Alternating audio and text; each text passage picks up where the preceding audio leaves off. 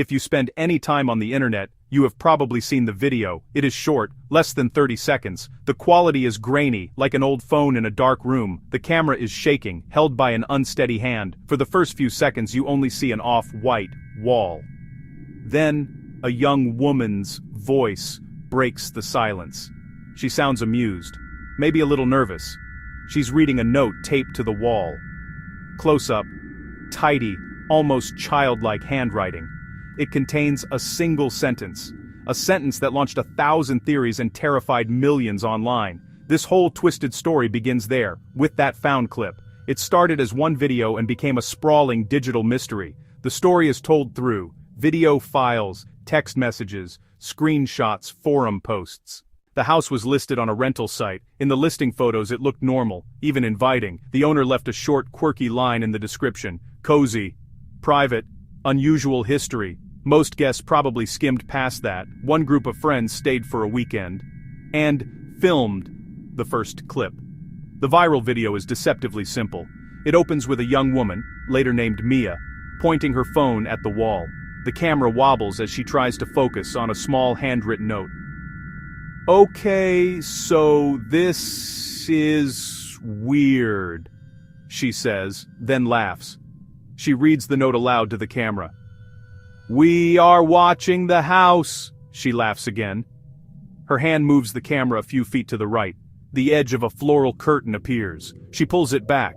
Behind it, a tiny dark wooden door, no bigger than a medicine cabinet, a rusted latch on the door. The video cuts to black. The clip was uploaded by an anonymous user and spread like wildfire. Days later, more videos went up on the same account. Night footage shows the house long after the friends sleep. 1:47 a.m. A light turns on and off by itself in an empty bedroom. Another clip. Soft rhythmic knocks coming from inside a wall. The friends' voices in the footage call it a prank, or old plumbing. But the camera caught things the friends missed. One clip. A dark shadow flits across the hallway behind them. Another. A pale face appears in a window reflection for a split second, then gone. The group of friends at the center of this story consisted of 4 people in their early 20s. There was Mia, the one who filmed the first clip, her boyfriend Liam, and another couple, Chloe and Ben. They were from the city and had booked the country house for a cheap weekend escape. They planned to hike, relax, and maybe film a little bit for a travel vlog they had been trying to start. The house itself was the main character in their early footage. It was a 2-story farmhouse, old but well kept. The listing photos showed clean rooms, vintage furniture, and a large inviting fireplace.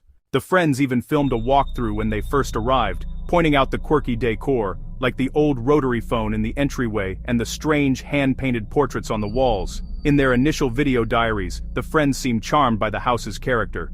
"It's got that authentic rustic vibe." A little spooky, but in a fun way. The footage from their first afternoon shows them exploring the property, laughing as they find an old tire swing in the backyard. But even in these happy moments, the camera captured unsettling details. As Chloe pushed Mia on the swing, the camera panned over to the back of the house. For just a moment, it lingered on a second-story window. If you pause the video and zoom in, you can clearly see the curtain move, as if someone had just stepped away from the window. At the time, all 4 friends were outside, together. The online community that grew around these videos became obsessed with the house itself. People scoured the rental listing, analyzing every photo for clues. They pointed out that some of the decorative items seen in the friends' videos were not visible in the official listing photos. For instance, a small porcelain doll was sitting on the mantelpiece in one of Chloe's clips, but the mantelpiece was empty in the Airbnb pictures. This led to the first major theory, that the owner was changing things in the house between guests, or worse, while guests were there. The friends later confirmed in an online post that they had not noticed the doll until they reviewed their footage after leaving the house. This discrepancy prompted internet sleuths to dig into the property's history. They found that the house had been sold multiple times over the past 2 decades, always for a price well below market value. Each sale was quick and quiet. There were no public records of the current owner, as the property was held by a shell corporation with an untraceable mailing address. Online forums lit up with speculation. Some users claimed to have found old blog posts from previous renters who mentioned strange occurrences. One post from 2018 described finding a child's shoe on the stairs, even though the renters had no children. Another mentioned hearing what sounded like whispers coming from a locked closet in the master bedroom. The house's unusual history was starting to look less like a quirky feature and more like a warning. As the friend's story gained traction online, the focus of the investigation widened. People wanted to know who owned this house. The anonymous rental listing was a huge red flag, an army of digital detectives set to work. The shell corporation that held the deed was a dead end. It was registered through an agent who specialized in hiding assets. All communication, they said, was via an encrypted messaging app. Payments were made automatically through a series of anonymous transfers. The owner was, for all intents and purposes, a ghost. Frustrated by digital brick walls, some sleuths went old school. They drove out to the house. They couldn't get on the property, but they spoke with neighbors on the quiet country road. The neighbors, mostly elderly longtime residents, remembered the house well. It had a long history of short-term residents and often sat vacant for years. No one could recall seeing an actual owner there. One elderly woman 2 houses down had a strange memory. She remembered a woman who lived there about 15 years earlier. The neighbor described her as a recluse who never spoke to anyone. The most memorable thing was her habit of collecting small antique dolls. She arranged dozens in the windows, all facing outward, watching the road. It was so creepy. Their little glass eyes just followed you as you walked by. Then one night the woman, and all her dolls, simply vanished. Her car was gone, the house left empty. No one ever saw her again. The doll's story sent a shiver through the online community. People revisited the friends' footage, searching for signs of dolls. The friends' decision to stay for a second night would produce the most frightening footage of all. Their fear was palpable now. They stayed together in the living room, not wanting to be alone. They kept all the lights on, but the house seemed to grow bolder as the night wore on. The soft knocks from the previous night returned, but this time they were louder, more insistent. They sounded like someone was forcefully banging on the walls with their fist, moving from room to room. The friends huddled together on the couch, their faces illuminated by the glow of the camera's small red recording light. Liam's skepticism had completely evaporated, replaced by wide-eyed terror. The camera, once again set up on the tripod, captured the entire ordeal. At 3:01 a.m., the loud banging suddenly stopped. The house fell into a dead, unnerving silence. The friends exchanged nervous glances, wondering if it was over. Then, a new sound began. It was a slow, heavy creak coming from the top of the main staircase. In the video, Ben slowly raises his phone, pointing its light towards the top of the stairs. The beam illuminates a figure standing there. It was a tall, dark silhouette, completely featureless.